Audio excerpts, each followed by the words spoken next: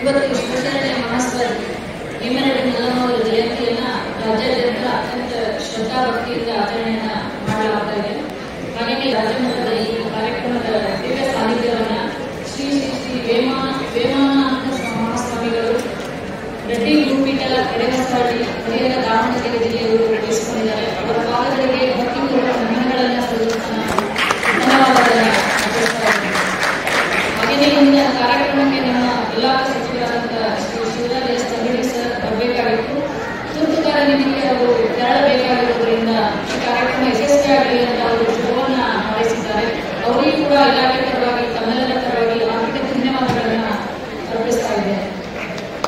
ಇಂದಿನ ವೇದಿಕೆಯ ಮೇಲೆ ಅತಿಥಿಗಳಾಗಿ ಅಧ್ಯಕ್ಷರಾದಂತಹ ಶ್ರೀ ಎನ್ ಜಯರಾಮ್ ರೆಡ್ಡಿ ಅವರು ಹಾಗೂ ಕಾರ್ಯದರ್ಶಿಗಳಾದ ಶ್ರೀ ಎನ್ ಶೇಖರ್ ರೆಡ್ಡಿ ಅವರು ಉಪಸ್ಥಿತರಿದ್ದಾರೆ. ಅವರಿಗೂ ಕೂಡ ತಮ್ಮೆಲ್ಲರ ಪರವಾಗಿ ಆರ್ಥಿಕ ಧನ್ಯವಾದಗಳನ್ನು ನಾನು ಅರ್ಪಿಸ್ತೇನೆ. ಉಪನ್ಯಾಸವನ್ನ ನೀಡಿದಂತಹ ಡಾಕ್ಟರ್ ವೆಂಕಟರೆಡ್ಡಿ ರಾಮ್ ರೆಡ್ಡಿ ಅವರಿಗೂ ಕೂಡ ಧನ್ಯವಾದಗಳನ್ನು ಅರ್ಪಿಸ್ತೇನೆ.